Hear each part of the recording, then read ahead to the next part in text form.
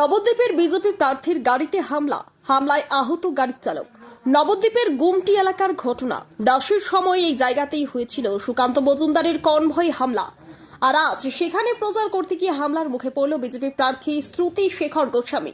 এরপরেই ওই এলাকাতেই বলে বিক্ষোভ দেখায় বিজেপি কর্মীরা। এই ঘটনায় পুলিশ একজনকে গ্রেপ্তার করে আদালতে পাঠিয়েছে। পুলিশ কতক্ষণ আমাদের এই অবস্থান বিক্ষোভ চলবে?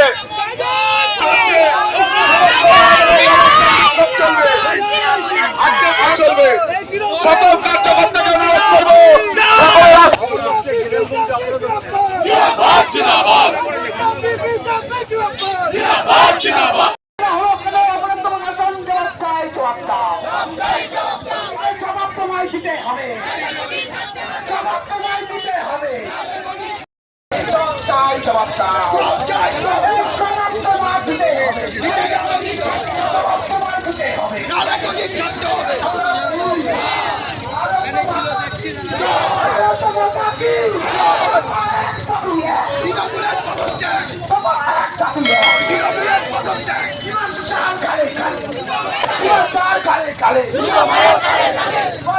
ভারত তো মাতা কি শুধু সবাই গোস্বামীর গাড়ির ওপর প্রাণঘাতিক হামলা হলো কেন?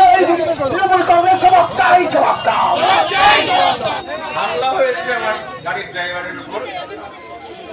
এগুলো হবে এখন জানা কথা, পায়ের তলার মানুষ পড়ে গেছে আস্তে আস্তে। কিন্তু আমাদের কার্যকর্তাদের কাছে অনুরোধ, আপনারা এইসব প্ররোচনায় পা দেবেন না। আপনারা শান্তি বজায় রাখুন, কোনোভাবে কোনো উত্তেজনা যেন না হয়। আপনারা শান্তি বজায় রাখুন।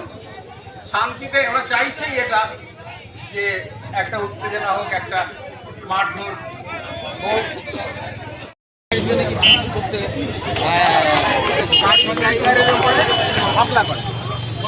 বিজেপি গোস্বামীর ওপর হামলা হবে, তার সাথে অপদার্থ পৌরপতি জবাব দাও। বিজেপি প্রার্থী শ্রুতি শেখর গোস্বামীর ওপর হামলা হলো, তার সাথে অপদার্থ পৌরপতি জবাব দাও। এই অপদার্থ পৌরপতি জবাব তোমায় দিতেই হবে। পৌরপতি জবাব তোমায় দিতেই হবে। বিজেপি প্রার্থী শ্রুতি শেখর গোস্বামী মহাশয়ের ওপর হামলা হলে ছাত্রী অপদার্থ পৌরপতি জবাব দাও। তোমায় দিতেই হবে।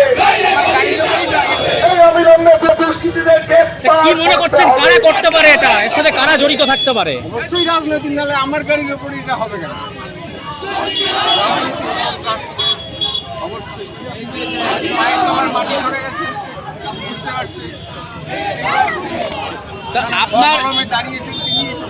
আপনার প্রতিদ্বন্দ্বী নন্দ শাহ, যাকে মমতা বন্দ্যোপাধ্যায় নবদ্বীপের গান্ধীজি বলে গেছে, তার দলের দিকে কি আপনার ইঙ্গিত? একদম না, নন্দ শাহ কোনো ইঙ্গিত নেই। ওনার সেই শারীরিক মানসিক অবস্থাই নেই। ওনাকে সামনে রেখে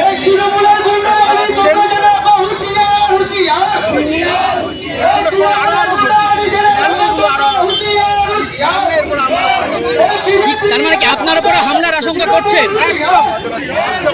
আপনারা এই নিয়ে নির্বাচন কমিশন বা আইনের দ্বারস্থ হবে? অবশ্যই জানাবো, অবশ্যই জানাবো। কি চাইছেন? এর অ্যারেস্ট করা হোক। যারা যারা হয়তো মানুষের ভয় ভোট দিতে পারবে না, প্রয়োগ করতে পারবে না। বিজেপি দল মানে একটা নাটকের দল, নাটক করতে তারা অভ্যস্ত। বর্তমানে নির্বাচনে আমাদের প্রার্থী, যাকে নবদ্বীপের গান্ধী বলা হয়, শান্তির দূত বলা হয়, পুণ্ডরীকাক্ষ সাহার ষষ্ঠবারে নির্বাচিত হওয়াটা শুধু সময়ের অপেক্ষা। বিজেপি আজকে এই মাটিতে কোনোরকম তার জনসমর্থন পাচ্ছে না বলেই তারাই নাটক করতে পথে নেমেছে। মিথ্যাবাদী, একদম মিথ্যা সর্বত্র। এর সাথে দলের কোনো সম্পর্ক নেই। তারা থানায় একটা অভিযোগ করেছে। যদি এই ঘটনা ঘটে থাকে আপনারা কি বলবেন? পুলিশ প্রশাসন তদন্ত করে দেখবে। যদি কোনো ঘটনা ঘটে থাকে, পুলিশ প্রশাসনকে আশা করব তারা নিরপেক্ষ তদন্ত করবে, সেটা দেখবে। তৃণমূলের সঙ্গে কোনো রকমভাবে সম্পর্ক জড়িত নয়। যদি এখনও আমাদের খবরের দর্পণ চ্যানেলটি সাবস্ক্রাইব না করে থাকেন তাহলে এখনই সাবস্ক্রাইব করুন, সঙ্গে বেল বাটনটি ক্লিক করুন আর পেয়ে যান সব খবরের দ্রুত ভিডিও আপডেট।